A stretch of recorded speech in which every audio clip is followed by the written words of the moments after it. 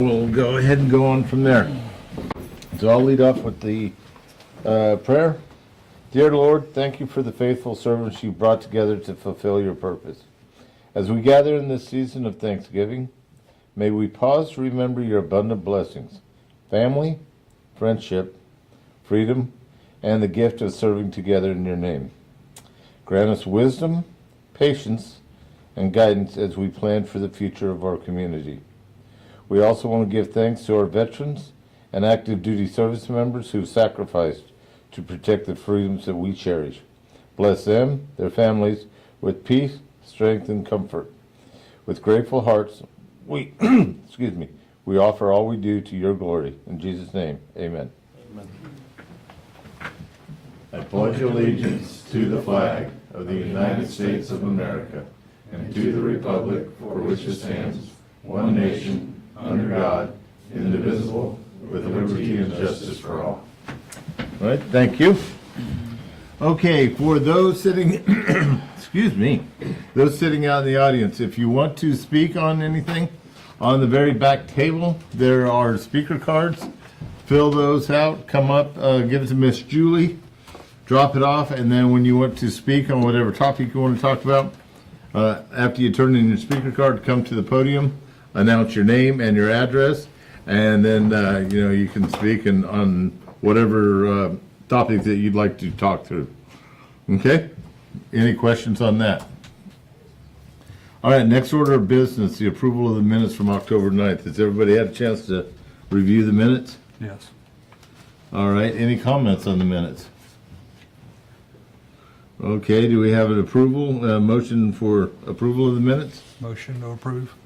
Do we have a second? Second. Moved and seconded to approve the minutes of October 9th, 2025 LPA meeting. All in favor, say aye. Aye. All opposed? Motion carries, motion approved, minutes are approved. Madam Director?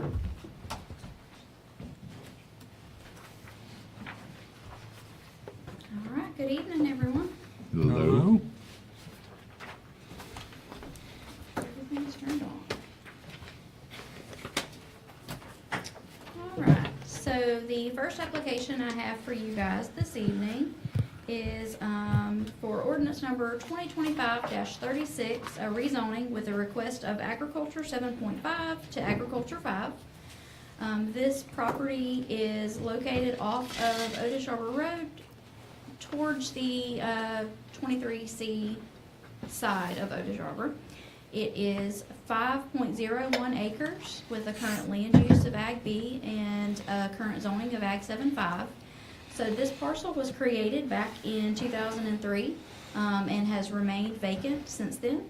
Obviously, with the acreage of 5.01 acres and it being in an agriculture 7.5 zoning district, it is not a conforming lot of record.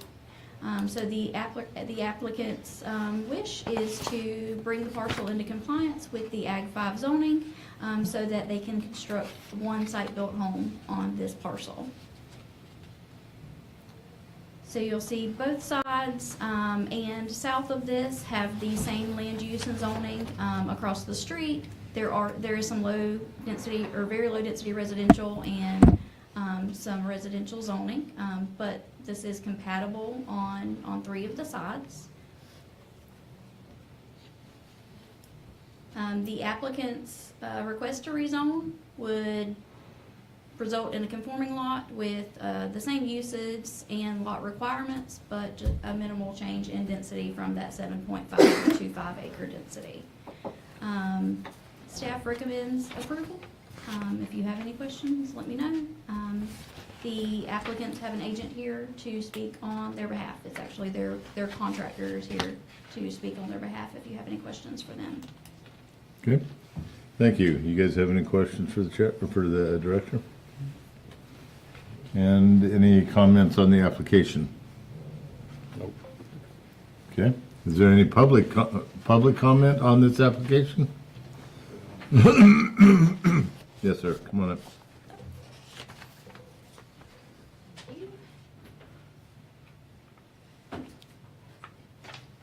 Evening. I'm William Woodcanner. I own the property along the back of this, and I have no issues with come in, to open a house there.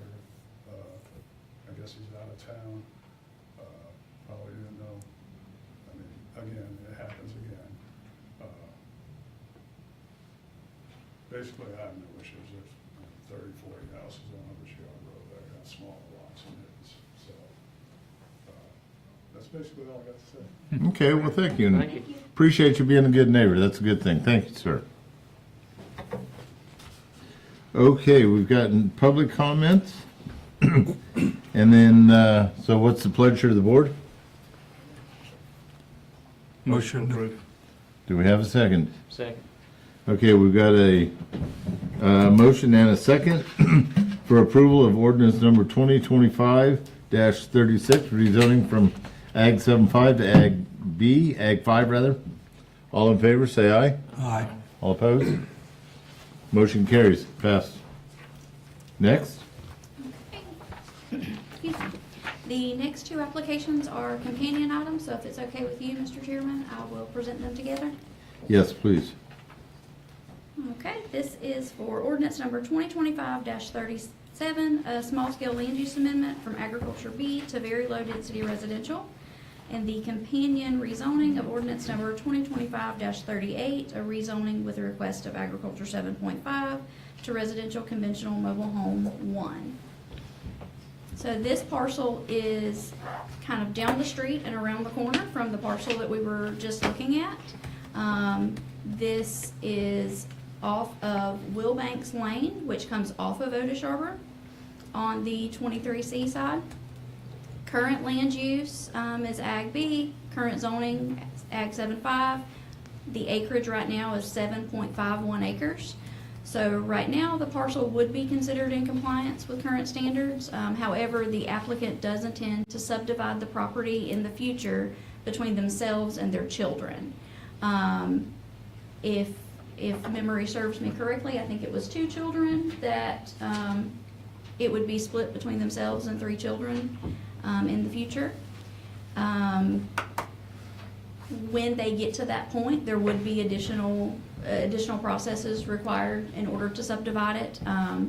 But this would be to change the zoning so that it would line up with that future split of the property. You can see this is kind of southwest of the parcel we were just looking at. So you see along Otis Arbor, you have the Ag 7.5 zonings and through 23C. And then across Wilbanks, which is the easement that's used for this property, across Wilbanks you see RCMH1 zoning. So with that, staff does recommend approval that it does fit the culture of this area that is off of Otis Arbor. So you'll see here, that's the parcel to be subdivided later, and then that's where the easement runs along. There's a 20-foot recorded easement there, so that's how access to the property happens. So that easement's already in place? Yeah, it's an easement from 2002. So I have a copy of it if any of you guys want to look at it. Again, an additional process will be required in the future whenever they go through that portion. That at this time, we don't know what that looks like. It depends on who builds first. You know, if parents build first and then we're doing family lots. If a child wants to build first, that could look different. But it is their intent to have themselves and their children there in the future. So again, staff recommends approval, and the property owners are here if you have any questions for them. Comments from the board? Questions? Would the applicant like to speak? You guys have any comments? I was just gonna say my 2 children are here, and we are gonna build. If you could name and address, please, Paul sir. Davis, 10671 St. Mary Circle West, Florida. I'm the applicant.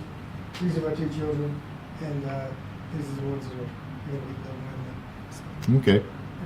So it will be, Emma and myself will build relatively quickly, and eventually, when he gets out of school, trade school, gets to school. Okay. Anyway, this is us. Well, congratulations, and awesome keeping the family together. You guys have any other questions? All right, how about the board? Good. Why aren't we doing family lots here? So in order for them to do a family lot, they would have to, mom and dad have to build their house. It has to be their homestead property before they can deed out those family lots. And then they could only deed one because it would put them under the acreage threshold. Okay, So it wouldn't allow for two. okay. The intent sort of. Once, give me just a second. Once they, this parcel has been, this, I'm guessing this is the second split, the way it's currently configured. So when they go and split this up again, that's gonna trigger the third Yeah, and split. that's why I said earlier, whatever the there's gonna be a process. So we're of- talking of about some sort. subdivision It- at that point?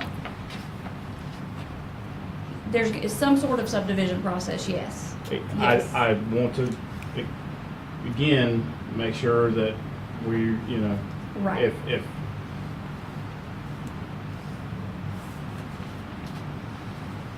if we approve the zoning Mhm. and this goes through, he's currently in compliance, he goes through, we approve the zoning, he can go create those plots of lands, take it, get it recorded, and now he has, he is what I'm gonna call circumventing the subdivision process. In my, is If that, that- could he not do that? Could he do that or If that were to not? happen, they would not be considered buildable lots. Why? Without going through the subdivision process, they would not be considered buildable. Why? We're about to change the zoning and Because- the map, right? And then he goes and creates a 1 acre tract that falls inside the zoning, so who's gonna catch When they that? apply for a building permit. Because the property had been split previously,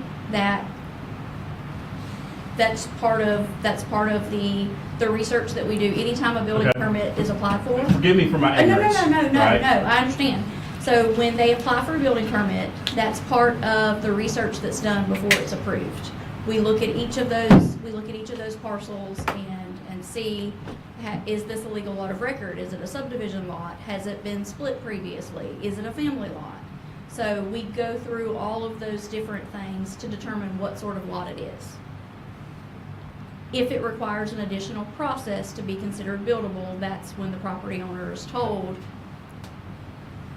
So he can't go subdivide this into 7 lots and build on a single one of them. no, if he were to split this into 7 lots, they would not be buildable. 4 lots, They 3 would not. lots. No, they wouldn't be If he buildable. divides it at all, If he divides it at all, It is it wouldn't be, tripping the it wouldn't be requirement for buildable subdivision. without a process. Without Right, subdivision.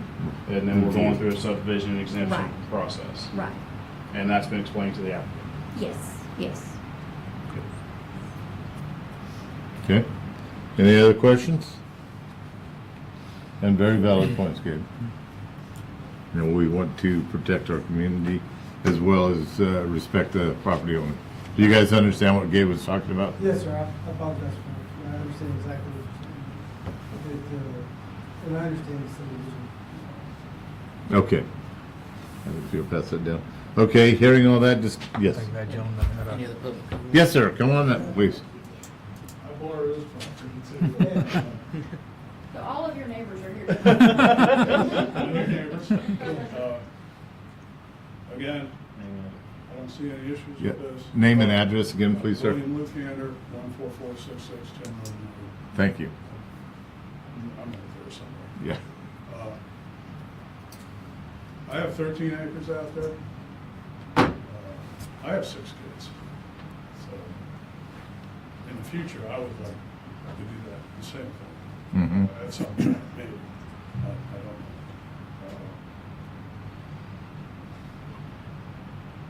I'm just bringing that up because so they have a conforming lot now. Right. Build a house. If they want to build another house, I guess they would have to come back up here and say, hey, we want to do a family lot. Right, yeah, depending, if it was to an immediate family member, we could be looking at a family lot process. If it wasn't an immediate family member, then that would be a different process, Okay. yes. I'm only concerned with the Yeah. Like I said, you know, I see what the house was doing. I have no issue with that. In the future, I just sort of, make the same. Yes. Yep, thank you, sir. That's all I can say. Nope, I'm kind of in the same role that you guys are in. I've got some acreage out in North Sanderson that I got to figure out, okay, how I'm going to divvy this up. All right? Was Okay. RC1 discussed? It was not discussed. We discussed RCMH1 simply because that's what was directly across the street and it seemed cleaner. Rich, I believe you've advised before, if the applicant's willing to go from RCMH1 to RC1, that has to be re-advertised, or can that be proceeded in this hearing? No, you're right, it does have to be re-advertised. You have to give public notice on what the change is. And honestly, we did not speak with the applicants on whether their intentions were site-built or mobile homes. We did not discuss that, just looking at the surrounding area, and RCMH1 was our suggestion. Quick question. What is the reasoning, Gabe brought it up a minute ago, the family lot? There's nothing there now, so there's nothing to be split into family lots. Right. It doesn't matter whether the parents or the kids build first. It does. So Does it it? does, it The does. kids can't deed a family lot to parents. Well, they could, but they would have to be the property owners. They would have to build first, and it would They're have to not be the their owners. They're not homestead the owners. property before they could give a family lot. So with two of the family members looking to build pretty close together, Okay. That answer your question? Yep. Okay, any other questions from the board? Any other questions from the applicant or the neighbor? No? All right, I think that it should be known that there's a potential, going through that subdivision process, right? Just if that can make sure that they understand what's gonna be involved with that. And so that they can continue to make the most informed decision, right? Because I think there may be some potential added costs there by going that route versus going the family lot route, And I understand if they want to build simultaneously, you gotta do what you gotta do, it may not be an issue, right? But, just understanding that there may be a more economical path to get to the same end result there. Just looking out for the citizens. and that's awesome. understood, we'll have that conversation. Okay, so, that said, what's the comment, or pleasure of the board? Motion to approve 2020, oh my gosh, I'm so sorry. 2025 37, small scale. Okay, do we have a second? Second. Moved and seconded to approve ordinance number 2025.37, small scale land use amendment from Ag B to very low density residential. All in favor? Say aye. All opposed? Motion carries. Motion to approve 2025 38 rezoning. Do we have a second? Second. Okay, moved and seconded to approve ordinance number 2025-38, rezoning of the same property from Ag 75 to residential conventional mobile home 1, RCMH 1. All in favor, say aye. Aye. All opposed? Motion carries. Okay. We're good to go. Thank you for that. All right, ma'am, next. All right, so the next application you have is for a special exception.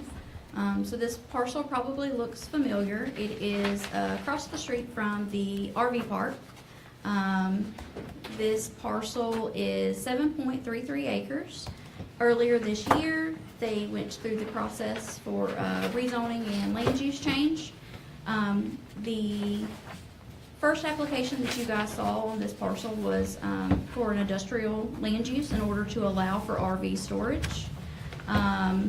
After conversation with the commissioners and with council, it was agreed upon that RV storage could be allowed within the commercial highway district by way of special exception. So that's why we are here now. They approved the commercial land use, commercial highway zoning, and now we're here for the special exception application. So the intention is still the same as when they went through the land use and zoning change. It's still going to be RV storage. They have provided a site plan this evening, so that's what Miss Julie was just passing out, just so that you can see a little more detail of what they have in mind there.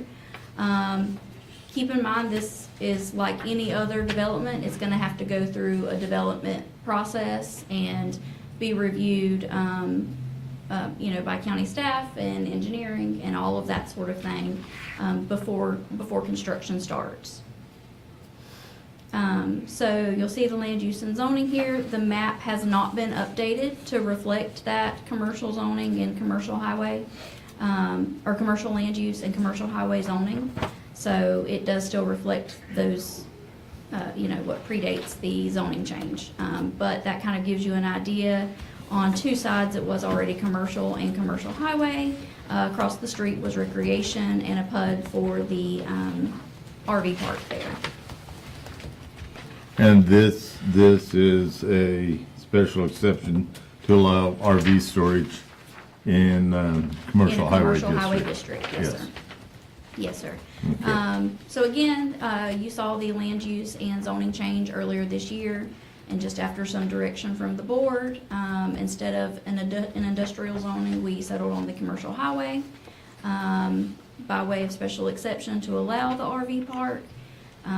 Considering the proximity, or to allow RV storage, and considering the proximity of this to the RV park, it seems to be a compatible use with the area.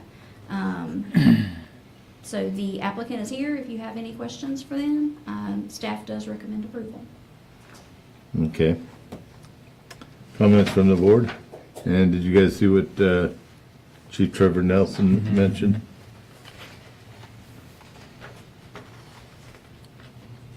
And then Ray McFadden, that name doesn't ring a bell, but that's fine. It's environmental health. Yeah. So environmental health has their own requirements for RV parks versus RV storage. And that will just be a process that they're gonna have to work out with environmental health. In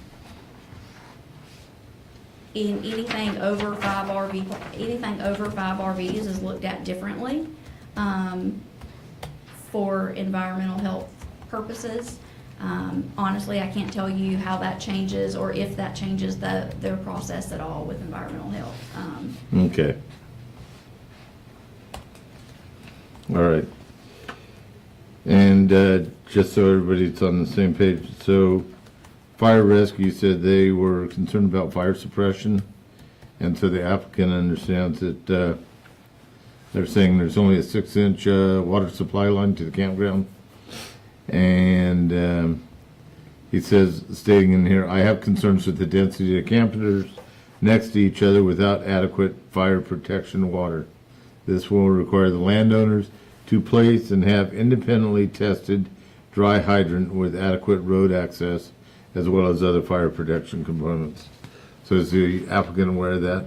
Yeah, and that's actually something that through the development application, some of those requirements, they're going to be based on the number of spots and the spacing between the spots. So when we're going through that process, the fire chief is part of that process, and he'll be there the whole way to be able to advise them throughout the thing. It's Okay. my understanding they've already been talking to the fire chief, so All right. you look like you had something you were about to say. That's why I stopped. Nope, I Okay. did. You read my face correct, but Okay, I'm gonna hold that thought. okay. Okay, any public comment on this? No? All right, hearing no public comment, back to the board. What's the pleasure of the board?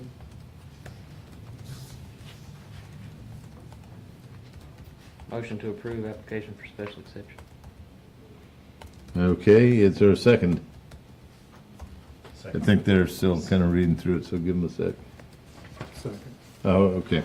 So moved and seconded to approve the special exception for RV storage in commercial highway district. All in favor, say aye. Aye. All opposed? Okay, motion carries. This is approved. All righty. And then, like you said, LaDonna, they'll work with Chief Nelson on the storage density, Yeah, the water when- protection. When we're going through that process, the fire chief is part of that process, as well as environmental health Yeah. staff. So, they walk through that process with us. Well, I do have a quick question. Yes, ma'am. If you'd fill out a speaker card and come on up, please. Thank you.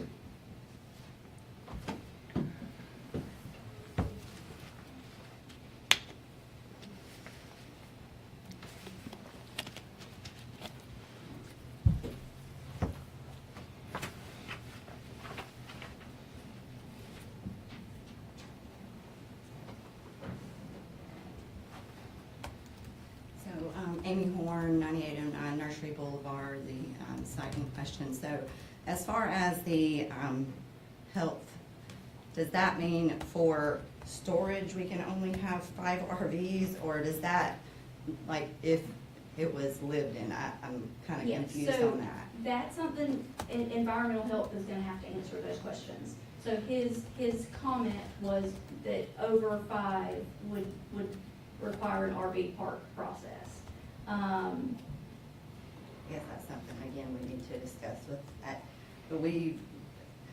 the process, we just haven't been able to talk to the right people at the right times to understand the process to where we know, what this is costing us and what we're getting into. And, I actually downloaded it today online just so that I knew what I was coming into tonight. And those are things that I need to understand and know what we're dealing with, because obviously that's the whole point in having an RV storage is, and I hope to get more than 5. Yeah. Yeah, Yeah. absolutely, and that's something that you'll have to have a discussion with him, and he can tell you what those triggers are for those numbers, if all of them are strictly storage, how does that Yeah. change versus if any of them are set up? Yeah. Yeah, because I spoke with the fire chief today because we didn't have any idea of all of that either. And so I spoke with him today and he walked me through it, and I was very, very scared whenever I read, the agenda and his comments, and he explained everything to me. And, been in touch with our engineer. We're, already in that process to where we're already permitting with DEP, and, Yes. and you guys are the next step. And so I just, it's scary because as a small business owner, Absolutely. we don't know, and we're already into this process, and we've already, paid over $10,000 to an engineer. And if we can't afford it, it's a hard pill to swallow when we're, already moved. Right, you along don't want to this get so far process. down the path and find out it's not Exactly, profitable. Yes. Exactly, yeah. So- And totally understand that. So I would reach out to that guy either through LaDonna or to Mr. McFadden himself. And I'm sure, this is pure speculation on my part, but I'm sure it's, RV park, is it for commercial use? Right, Living exactly quarters, enough, but, yeah, something no that's one would rented live- out. Yeah. I'm sure that's probably what those That's what might I'm be the hoping. triggers. Yeah. Yes, okay, all right, thank you. Yes, and then also, ma'am, if you guys have got any other questions, if that doesn't work for you, come back to LaDonna or even county manager if you need to, and talk through whatever concerns you have from there too. Okay, because we as the county, we know we're growing. You guys are taking an opportunity here Yes, sir. to provide storage here and bring business to the community, so we recognize that. Yes, sir. And being small business owners, yeah, you don't understand all the Like- regulations and Exactly, yeah. everything We else own that's another there. business, but this is all new to us, and you guys have been great. I just want to make sure that, we're understanding it all and of course, the monetary part and, what we can only afford so much. Yes. We have to- Absolutely. And, You're not a corporation. no, exactly. And the 6-inch water line, he, explained that to me, that they were allowed to do that when they shouldn't have been when Island Oaks was built. It should have been a larger water main built, and now, we're like, oh God, what does Yeah. that mean for us? But it could also be dry hydrant and And different. that's exactly Right. what he explained to me, yes. Yes. That would be. And that's what, sometimes the comments, with this type of project, Mhm. sometimes those comments can look a little intimidating because Exactly. you get the worst case scenario, Yes, but then yes. your project actually doesn't always meet Meet those those. worst case scenarios. Yes, exactly. But now, I'm learning. no, absolutely. And thank you for that. The other reason, though, that we have these is so we're protecting both you as the business owner and the community. Some people say, oh, well, it's government overreach. I'm an advocate for private property rights with limited government. But we also have to have some of these in place in order to protect both parties. Most definitely, yes. We Okay. completely understand that. Yep. Okay, well, thank you, guys. No, thank you. Appreciate you coming. Okay, so let's, did we vote on that? You did. Yeah. Oh, sorry. I didn't check it off on my notes. I got rambling, sorry. All right, Madam Chair, or Madam Director, back to you. All right, so this next application you have is for a variance seeking relief of the buffering requirement within an industrial district. So this parcel is owned by All In Storage. It is it's on the northeast corner of State Road 121 and County Road 228. So it's directly across 121 from the storage facility that was built on the opposite corner of 121 and 228. So the newest facility that you see when you go through the red light, it's on this side. We're talking about the parcel that is directly across the street here. So it's 2.07 acres. It currently has a land use of industrial and a zoning of industrial. So our county code requires that you have a buffering yard of not less than 150 feet in width along each industrial district boundary that abuts any district other than agricultural, commercial, or industrial. So any of your residential districts, there is a 150-foot buffer requirement. If you look here, we have commercial across the street. We have residential we have a residential zoning on 3 sides, a residential land use on 2. The parcel to the north went through a process. They only did a land use change. They had a land use change of commercial. But the zoning district still is RCMH1, so it still has that 150-foot requirement.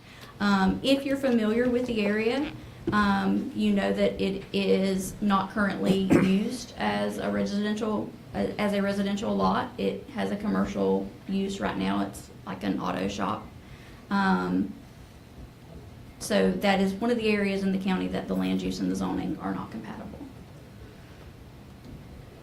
So with that industrial buffer requirement, this parcel is about 133 foot wide by about 270 feet. So if you were to go into that on those 3 sides, 150 feet, that's going to leave you very little actual usable space on a parcel this size. You're looking at a 30-foot by a 30-foot strip, pretty much across the middle of that parcel is what would be left to use as buildable area. So the applicant has provided us a site plan for the proposed building. So you'll see here this is a residential side, this is 121, this is where that shop is now, and then this is vacant land that's owned by Rayonier, but it is zoned residential. So the applicant's request is to reduce that bufferage requirement. You would be looking at 107 feet here, 107 foot here, 110 feet here. This is the only side that actually has a residential dwelling on it at this time. So you would have just over 100 foot on the side with a residential dwelling. If you look along the west side here, or at the east side, I'm sorry, the site plan shows 29.8 to 30.4 building setback. If you look along the north end of the parcel, which is where the automobiles are stored along here, you'll see there's a 50.7, 53.4 building setback. And then along the road there, you can see it's about 70 to 77 feet building setback. So considering the layout of this parcel, the zoning of this parcel, what could be used within those industrial categories, staff does recommend approval of the reduction in buffer with adding the commercial buffer requirement that had to be done across the street on the other storage facility site, which would be maintaining a 6 foot in height buffer of vegetation, fencing, or walls on those residential sites, with it being commercial use proposed instead of industrial. If at any time the commercial use were to cease and it was their intention to have an industrial use, the variance would no longer be any good. The variance is project specific. So if this plan were to change in any way, approval of the variance would be null and void if the project changed. The variance would be project specific. So do you have any recommendations as far as the size of the buffer that should be there? Now that, because it's in industrial, I'm okay with it. But my concern is I don't want to set a precedent for everybody now to come in and say, hey, I'm industrial, I want a reduction in the requirement for future state. Since my suggestion is, since the request is for a commercial use, to enforce the commercial buffer requirements with the building plans that they have submitted. So for the buffer not to be encroached upon any more than what is being proposed in the site plan. Okay. Comment? I know he's got some. I can see him on his face. That's good. That's what. That's why we're He's here. our devil's advocate. That's why we're here. That's why we're here. Why aren't we just changing the zoning to commercial? So that would be a possibility. That is kind of backwards. It's kind of going backwards down the zoning ladder instead of up the zoning ladder. The property owners, it was their intent to leave it industrial. You never know what the future may hold, and if at some point it's no longer used as commercial. Sorry, I don't mean to cut you No, off. go ahead. So we don't know what the future may hold, and we want to keep the industrial zoning that gives us a 30-foot wide strip of real estate based So- off of the buffers that are required in an industrial zoning. I'm not really sure that makes much sense to keep it as, to be able to use 30 foot of real estate, to keep the zoning that it currently is. I understand that. I do. So it seems like to maximize the real estate that's there would be to go to a commercial zone. instead of doing a special exception.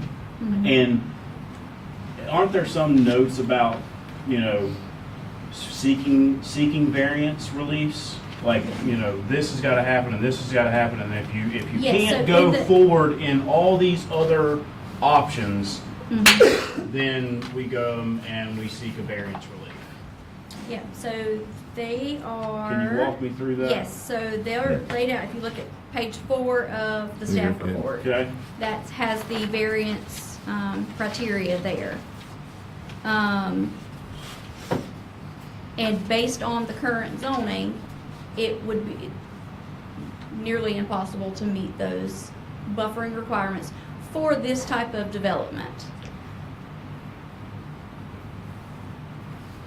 If 10 years from now, property is sold, somebody else has got a different use for the property, they may want that industrial entitlement. Not knowing what that project looks like, maybe that size works for them. Is there a price difference changing the zoning from There- commercial yes, there to is. just seeking what's There that is. difference in price if they were to go through that path? Probably a $1,500 difference. Just for round numbers.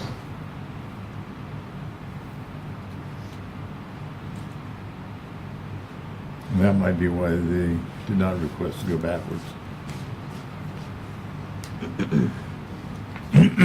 Excuse me.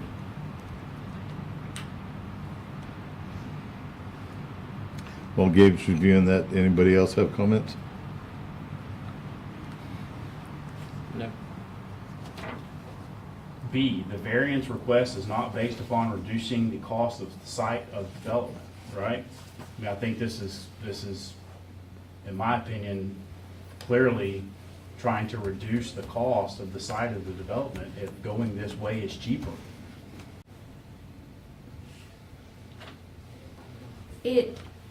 Yes and no.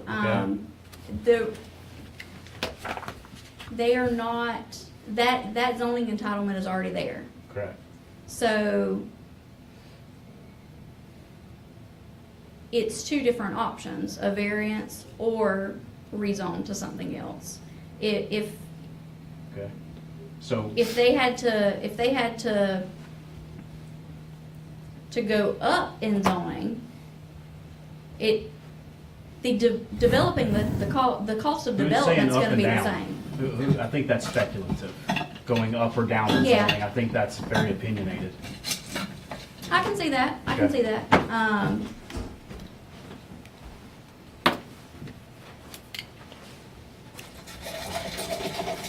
I would think, in my opinion, a variance would be sought before a request in zoning, a request to change the zoning.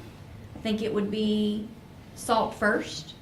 It is an easier process. Yes, it is cheaper, but it is also an easier process. So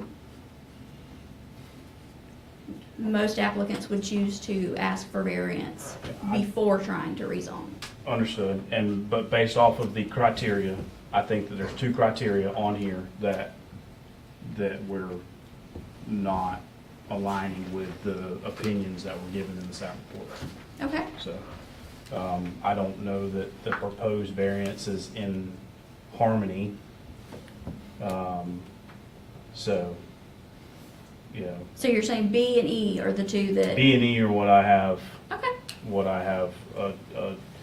if I'm giving a criteria that Yeah. an applicant has to meet, you know, and we'll hear from the applicant in just a second, but if I'm giving criteria that the applicant has to meet for me to agree to move forward down this path, Yeah. then I don't know that I can say that they meet the criteria that's lined out in the code. I understand. That's why we're here. That's why we go through this process. So, Different eyes look at things differently, and that's why sure, we have these conversations. that's right. Okay. Any other comments before the board, before we open it for public? Okay, no other comments? Jeremy? Jeremy Lee, 7081 Woodlawn Road. Okay. What is B and E? What are the two I'll criteria? show you.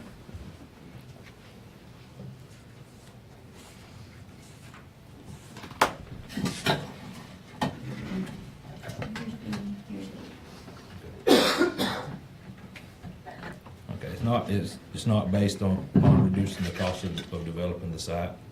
So you're saying it is because we're wanting to get a cheaper application fee? That's why you're saying it's reducing the cost? This proceeding down this, if a rezoning is more expensive, It then, may be, yeah, but it was easier is the reason, what, because it was gonna make the development cheaper. okay, $1,500 in a $3 million development, not, moving It's the not a needle. reason. That's right, it's a rounding error. it's nothing, yeah, so that's not the issue. Okay, So it's not reducing the cost of developing the site. Okay. It's just to do it easier and quicker. We thought would be a lot simpler process like Ron just explained. okay. E is the proposed variance is in harmony with the general intent of the code and the surrounding area. So you don't think it's in the. I in think harmony we're with the general going intent? from 150 down to what? There's a bunch of them. The lowest will be 30. 30, So we're yeah, going- so I think that by reducing, I mean, I'm not a mathematician, but we're reducing it 80%. Reducing the buffer 80% seems excessive and not in harmony with with the way the code is written for an industrial buffer. In the surrounding area.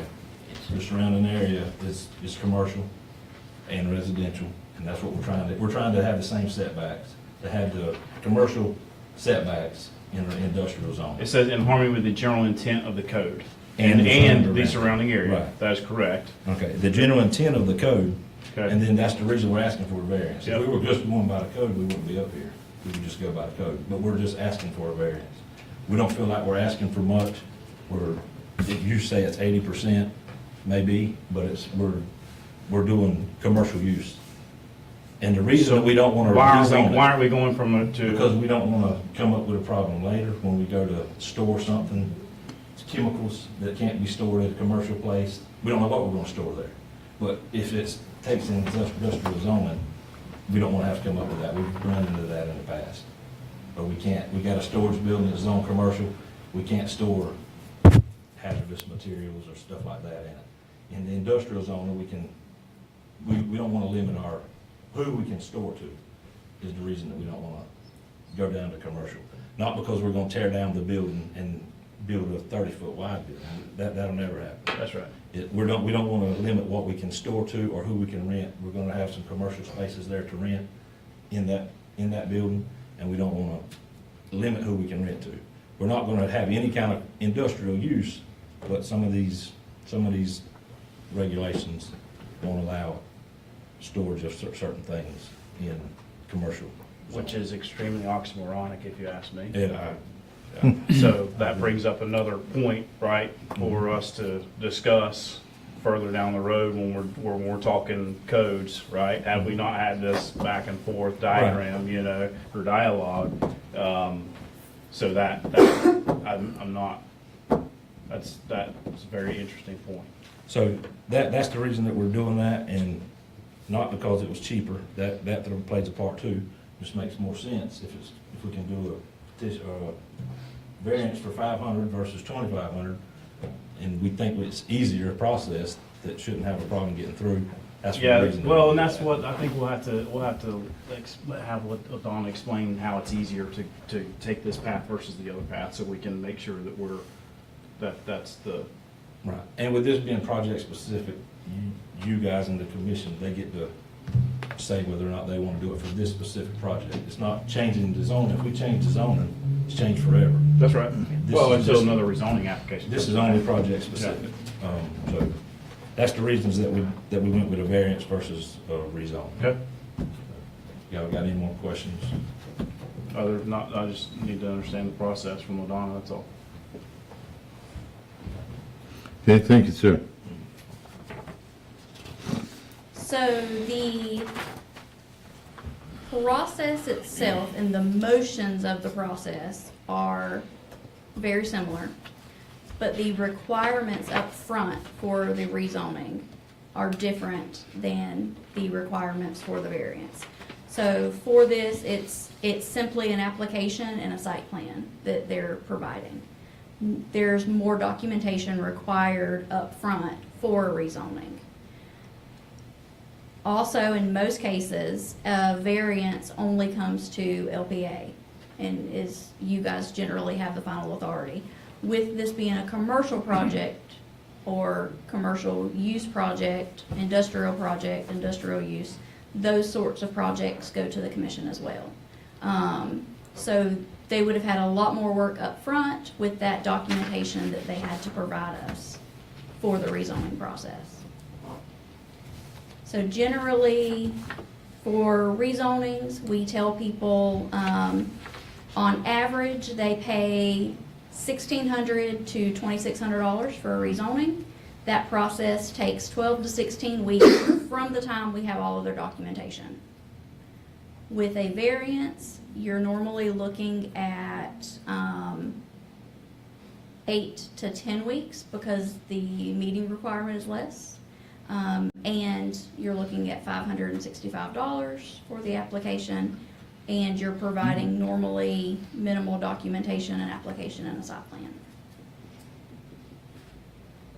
Is that timeline based off commercial projects or projects that stop here? That's generally projects that are stopped here. We have very few that That's right. continue Yeah, from here. I think there's only been 3 in Yeah. 18 years. Yeah.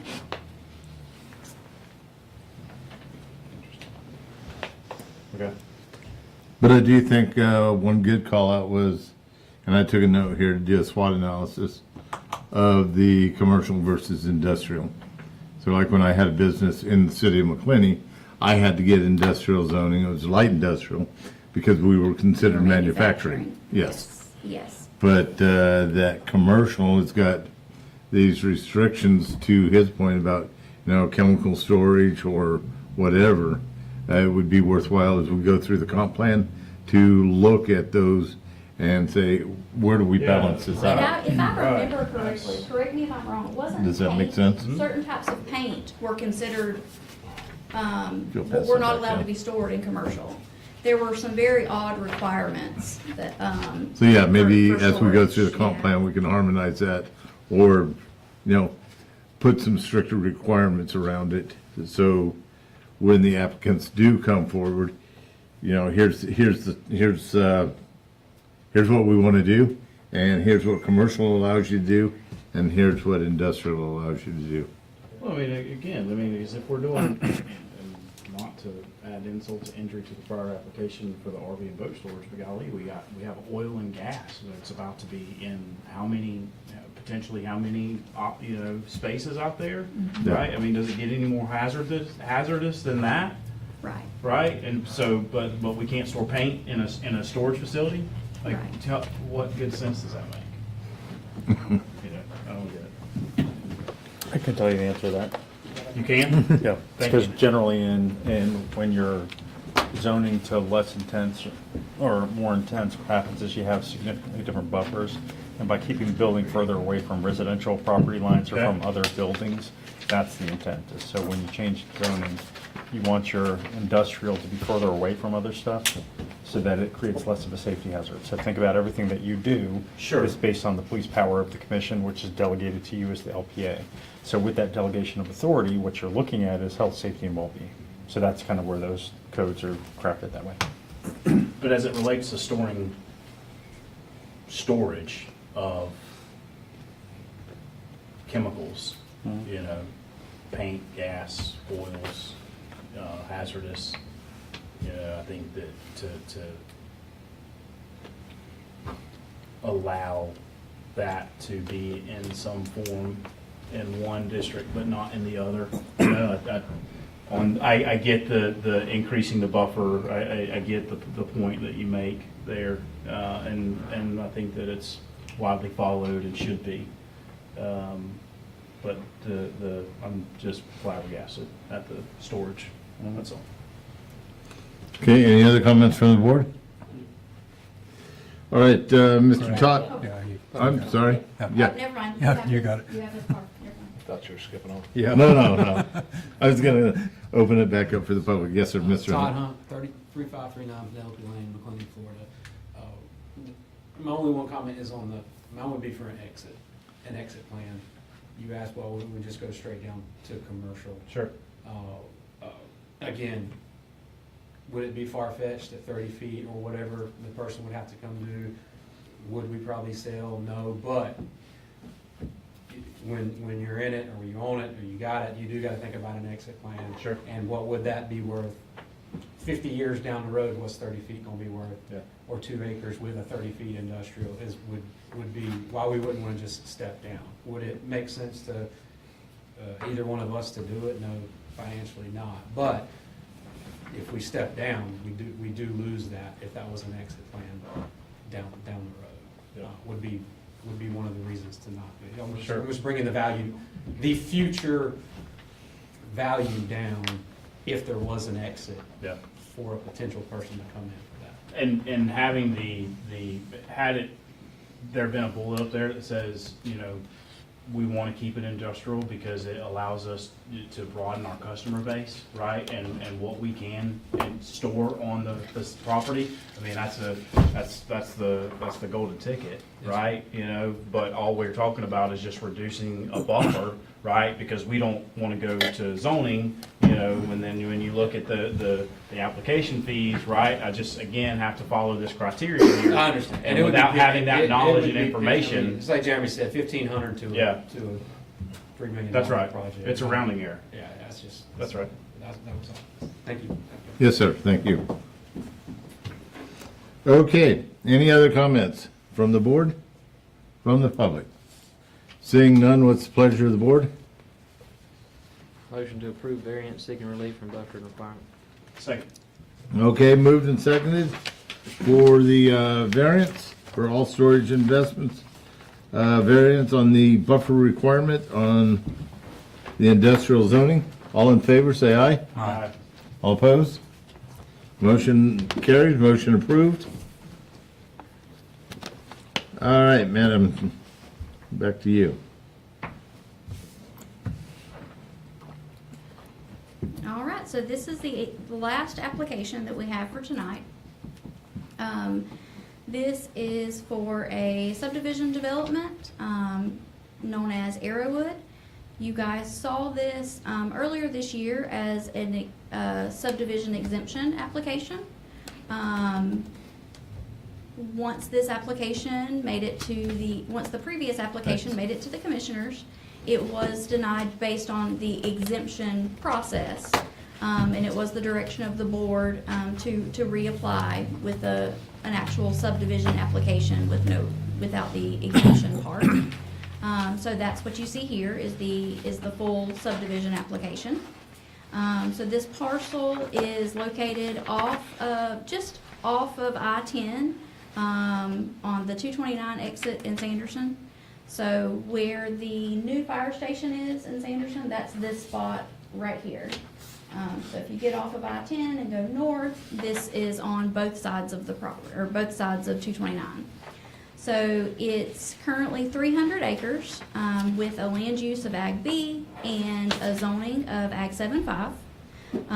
The applicant proposes to record platted subdivision lots, but is not proposing to actually develop those lots. Once the lots are recorded, they would be available for individual purchase, and then the buyers would develop the site with their site-built homes, or however they wish to develop them.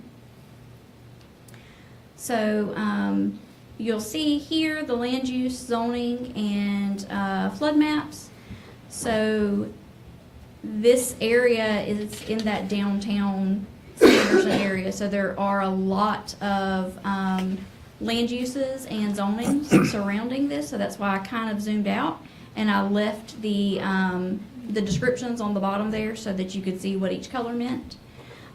This area has Ag A, Ag B, commercial, very low density residential, medium density residential, along with Ag 75, Ag 10, Commercial Highway, those RCMH 2.5, there's some RCMH 1, there's kind of a little bit of everything in this area. You can see this is the FEMA layers that are turned on in that bottom picture there.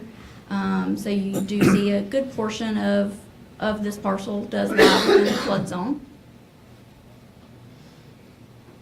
So I kind of tried to catch some screenshots of that plat. It is very hard to read. That's why they are zoomed this way.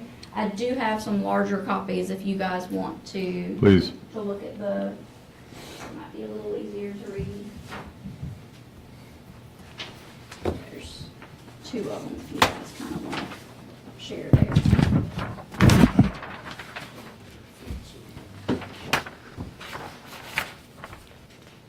So last time we were talking about roads. So one of the reasons that this kind of looks the way that it does, the wetland boundaries are turned on here. So it just like the land use and zoning, you can turn that layer on and off to be able to see those generally. So you are seeing those wetland boundaries. So that's what those secondary lines outside of those lot lines are. One of the differences, this application versus the original exemption application that you saw, there was some discussion about the access points from County Road 229. So several of those lots they all had individual access initially. On this, you'll see that lots 1 and 2, they do still have individual access, but the access is combined for lots 3 and 4, lots 5 and 6, lots 7 and 8, and 9 and 10. So that would put, instead of originally there was 10 different access points onto 229, there are now 6 total. 4 on the west side and 2 on the east side. So that has been reduced by 4 entrances. There is a 25-foot by 25-foot marker for each of those joint accesses. It would be, one of my DRC comments was, this shared access, is it going to stay just that 25 foot? How does that go into these properties? And who is responsible for maintaining those access points when they're shared? For most subdivision applications, that maintenance would go to an HOA, or it would be laid out in some sort of maintenance agreement that's recorded in conjunction with the plat that lays out the maintenance for those driveways. But they have been, a portion of them have been combined, so that was one of those initial concerns. Which is allowed by our code. Yes. Which is what? Allowed by our code. Right. Yeah. So if you read the DRC comments, they are very similar to previous comments. 48% of this 300 acres does fall within that wetland area, which does seem to limit some of the use for the property, for areas of the property. In the future, when property owners are building at a certain point, amount of fill dirt is going to come in that could potentially trigger some sort of FEMA process. What does that look like? Or DEP. Right. Not knowing what that looks like could be a little concerning. The way the lots are laid out, there are pockets of buildable space, and could that be done a little smoother? The lots are kind of narrow. Our fire chief was concerned about meeting the WUI requirements. And then again, like I mentioned, with the driveways, maybe some concern about who's responsible for maintaining those driveways. Like I said, you could see with other developments, there could be a maintenance agreement or something like that done in order to rectify that issue. But those things don't have to be done to subdivide. That's all part of development. Right. That could be done in conjunction with that platting portion. So with the amount of DRC comments, and just the overall view of this area, my recommendation is really just some advice and opinion from you guys. What are your thoughts? Is this application sufficient? Does it meet? Let me jump in there. So your review of this is actually fairly limited today. So our code actually, because our commissioners look for a lot of information when these applications come before them, have the DRC as part of the approval process as far as getting information so that they know kind of what the intention is for the property. But when you look strictly at subdivision, this is just whether or not you meet the minimum lot requirements, whether or not you have enough for the setbacks, and whether or not you meet the zoning. So being that each one of the lots is more than 10 acres and that you have Ag 7.5 as your zoning, honestly, there's not a whole lot of reason why you would deny this. Now, what gets buildable later, those are things that the individual property owners or the developer, if they're going to develop multiple properties, that they will have to deal with. So for the wildlife urban boundary, that you have to be, I think it's 100 feet from the nearest like fire hazard. Those are things that they'll have to comply with as part of the building permit and site plan development process. Well, that's my thing though on this.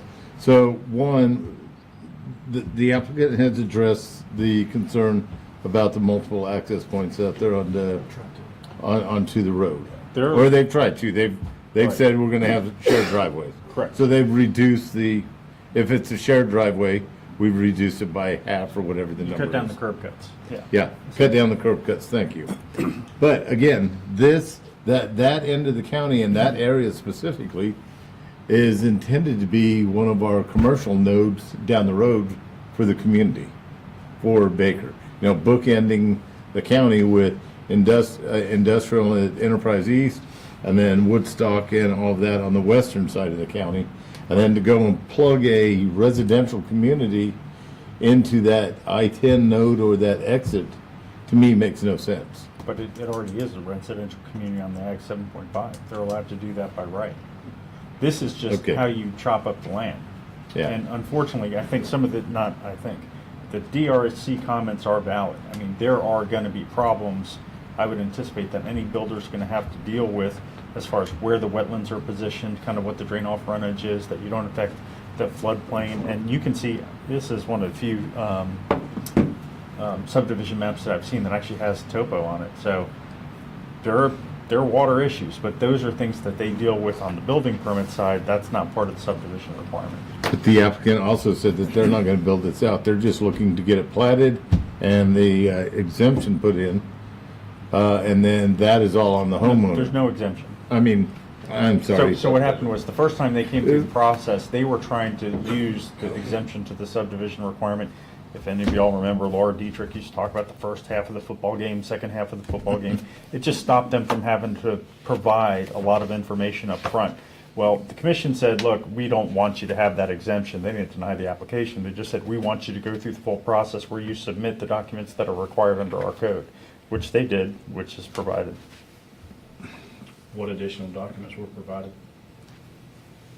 You have the list of what they had to submit with the application. Yeah, Because I don't see anything here that's different from what I've seen. It's not before. included with your staff report. Okay.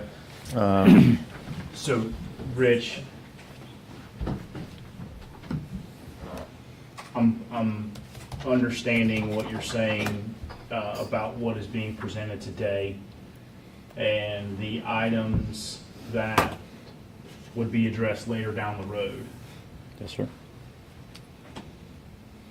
Sorry, when you Does look, it not make us, do we not have an obligation to the citizens of this community to be forward-looking enough to say, hey, legally, yes, you know, we can do this legally, and we can draw lines on a piece of paper and go record these different tracts of land, and those different tracts of lands can exist in this county, and the intent of those tracts of land are going to be sold for homes to be built, which then every person that buys that land is going to have potentially have hurdle after hurdle after hurdle after hurdle. Do we not have any kind of obligation to be forward-thinking enough to say, hey, does it make sense for the county to allow this to happen so that the residents who we've had so much trouble with in the past of understanding what a conforming lot is, a non-conforming lot, and the issues that we've gone through with educating, to not say, wait, let's look a little bit forward here before we take action here. those are all good things that I agree that you should consider. I think the challenge is if the applicant had come forward to you with 7.5 acre lots, and I mean, they could have done that and squeezed more space out, then I think you're probably more in line. I think when they have 10 acre lots, even though you can see on the floodplain map, and I didn't pull up the jurisdictional wetlands map, but I Can you suspect- pull that back up? I suspect it's probably the same. When you look at those maps, yeah, there's a lot of wet property, but, you know, people build within the buffers of wet property. Absolutely, and I think that the biggest thing that I'm drawn to right now of the lot dimensions here, and us having that 100-foot setback from the WUI, right? And so I've got 100 foot on this side I've got to be set back from, I've got 100 foot on this side I've got to be set back on, so I'm pulled in 200 feet. I think it's from the back, so when you look at where the wooded areas is, Okay. I mean, once they clear, I think you're talking from the back now. Is it front and back and not side? It's both, it depends on where the wooded areas are. Depends on the wood. Well, it's all wood right now. Right, but I mean, they're gonna clear certain parts of it, but what I think's gonna, I mean, I can't predict the future. What I Sure. think is gonna end up happening Yeah. is, you're gonna end up where, look, the applicant wants to divide into, I forgot how many lots. But the end result is, he's gonna come across, he's gonna end up selling probably the highest and best uplands first. Yep. And then, just like many other developers, they're gonna end up stuck with lots that you can't build on. But that's how they chose to divide it. So maybe later on, they're gonna come in and ask to replat or something like that. Sure. And then the next thought is the what is the comp plan that we're required to submit to the state and update every X amount of years, right? And Every 7 years, you have to do what's called an evaluation and appraisal report. Okay. So you have to submit comp plan amendments. Now, unfortunately, well, according to most counties, unfortunately, Senate Bill 180 passed last year, which That's right. essentially said that until October 1st of 2027, counties cannot make changes to their comprehensive plan that are more restrictive or burdensome than the current plan. So Sure. most counties at this point, even though they've paid consultants a significant amount of money, are only making changes that are the statutory exemptions and preemptions that have occurred since the last 7 years. Which is where What we do we are right have? now. What do we have this in the comp plan? What is this laid out to be? This is Ag B in the comp. In the comp plan, it Yeah, is laid out as So Ag B. it's Ag B, and then Ag 7.5 Gives us legacy. is one of the correct zonings for that. Okay. So it works. Okay. That's all. Very good questions, by the way. They aren't all that good. Maybe it's just because I'm here. There's something about that blind hog saying.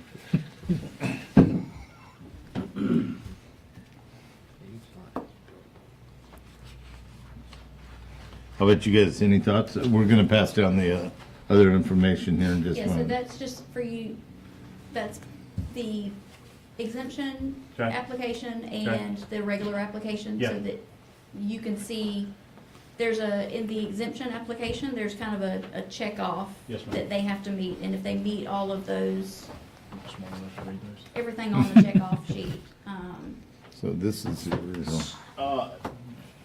There were also discussions of deed restrictions.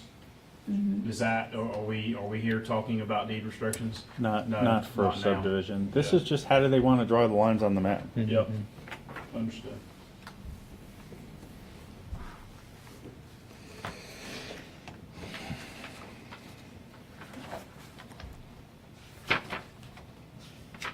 Now, just like you heard earlier, I would tell you that there's a strong possibility that when someone goes to get a building permit because of the CPON, the wildlife urban interchange areas, somebody's gonna have to come back and ask for a variance, and you're gonna end up seeing these again. Well, that's Yeah. what I'm looking at. I mean, because if there was a lot that's 217 feet wide, and if I'm 100 this side and 100 on this side, you know, that gives me 17.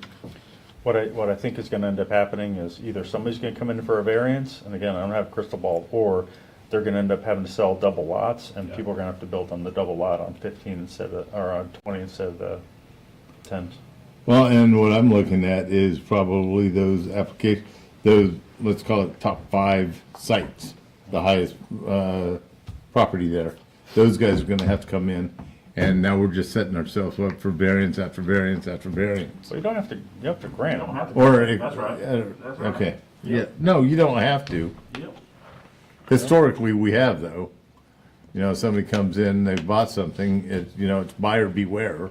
That's my concern. People Buyers gotta- coming in and buying 10 People acre gotta do lots. their due diligence. That's right. on the property. They absolutely do.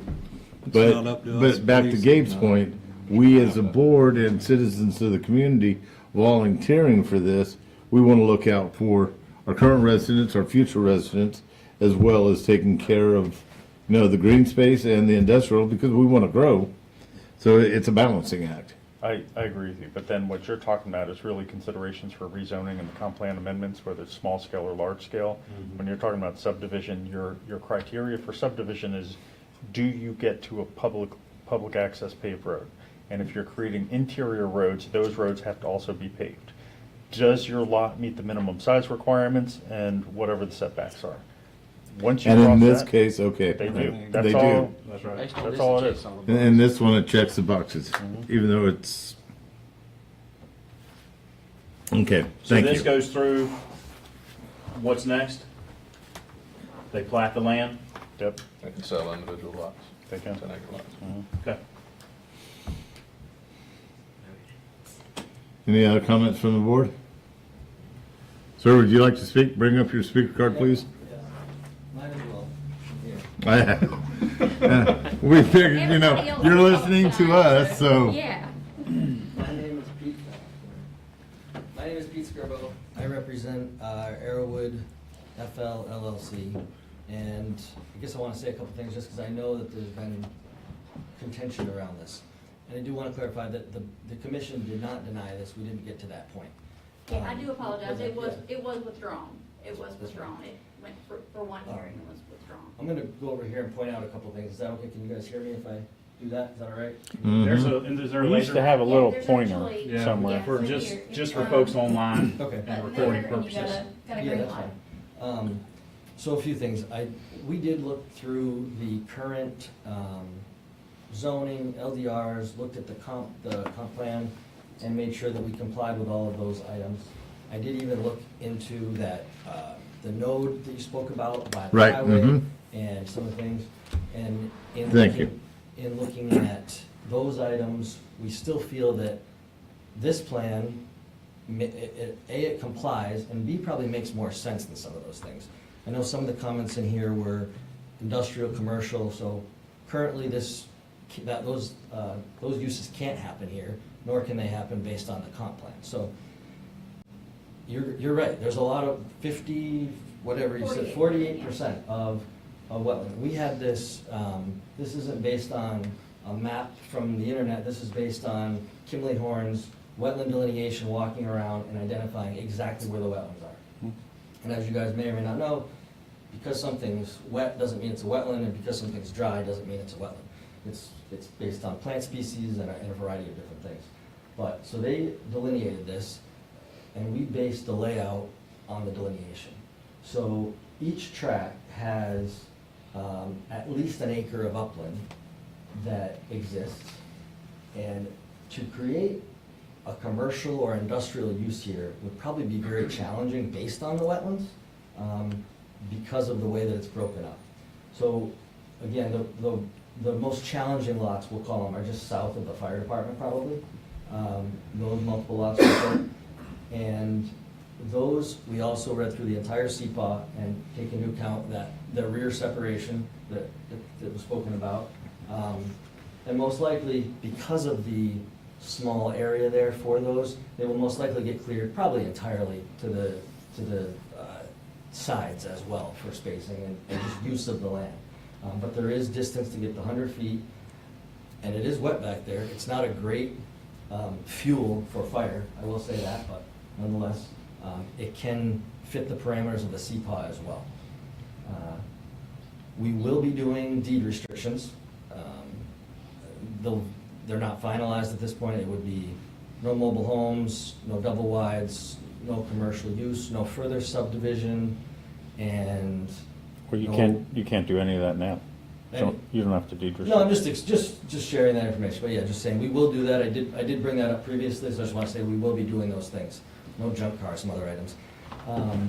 And we always, in a scenario like this, would create a shared driveway agreement to some extent, whether that's recorded with the deed or with the plat or signed individually outside. We will have a document for each of those property owners that's a shared drive agreement. It'll really only apply to that small section, the culvert over the ditch really, and then each person will break off and be solely responsible. So it would only encompass the area of that we may actually install those so that all they have to worry about is future maintenance, not installation cost. So those are some things I just wanted to run through related to that. And I'm happy to answer any other questions while I'm here as well. As far as soils go and things like that, it's possible that based on the water table, these might need raised bed septic systems. That's pretty realistic. So that would certainly be taken into account. But each property is laid out such that it doesn't need to permit.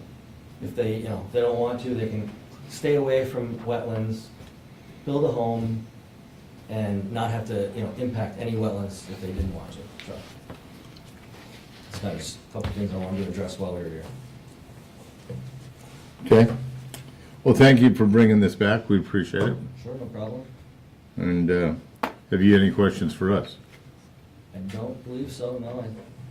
Okay. We've done our due diligence. That was kind of the reason for us pulling back after hearing some of the feedback. We wanted to go back and really read through everything, make sure we understood, everything that could be an issue, be it CPAW, wetlands, soils, all those kind of items, and make sure that we had addressed everything. Safety and health and welfare. So, thank you. Yes, sir. Thank you. Anybody from the public have any comments on this? I know it's maybe not necessarily in your wheelhouse, but what this is putting in subdivisions. If you get off of I-10, right there at the first Sanderson exit, as you come around that corner going up towards the wire mill, it's all that property on the right-hand side of the road, on the east side of the road, on 220, what is that? 229. It's both sides of 229. It's both sides. Both sides. Both sides of 229, and then when you turn onto Wire Mill Road, it's on the right-hand side. Yes. Okay. Comments from the board? And taking into account what Rich said, that we're just here, talking about the preliminary plan.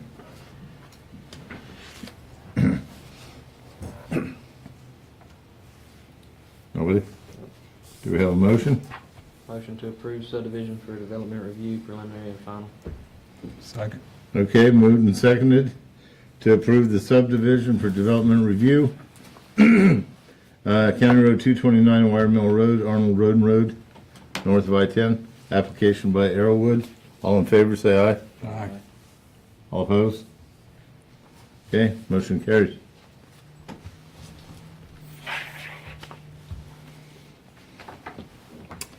And that's all I have, ma'am. That's the last application that I have for you guys this evening. Okay. Any other news? Next month, would be time for you guys to vote for a new chair and vice chair. So just kind of thinking ahead, you guys, be Draw thinking- straws. Be thinking about that for the next go-round. So also look at your date. December is a busy month for everybody, so, check your dates, and if it is something that would be a conflict, let us know before we send out those advertisements. Do you know the date off? December 11th. I should be okay for that. Just gotta make sure we make a quorum. Yep, so Okay. December 11th. Yeah. So, and you don't have to answer that today, just, make a note of the day and just let us know in the next couple of days if that's gonna, if you know ahead of time that's gonna be an issue. Okay. And that's the only thing I got. Okay, so I've got a question. I know the analysis was presented to the county commissioners. Did they have any comments? From North Florida Planning? No comments really outside of the same things that, that you all discussed. Okay. This coming Tuesday, the task work order for the second phase is gonna be on the agenda, so, I'm anticipating probably very early in January, you'll start seeing some dates for some public meeting and public comment. So. Okay. So phase one is taking care of the legislative updates. The rest is for us to do our homework, update the comp plan. Yeah, the first and phase was that data and analysis report. Yes. And, yeah, now we're just rolling into the second phase. Okay. And then for y'all that are here, what we're talking about is the comp plan. So legislatively, we are required to have a comprehensive growth plan put together for the community. As Rich said, what was it, SB 108 or 180? 180.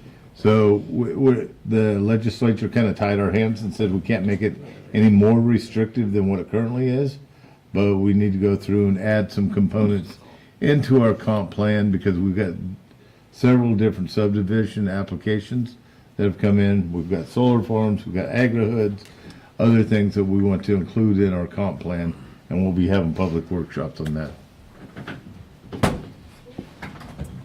All right, I have nothing else. Okay, meeting adjourned.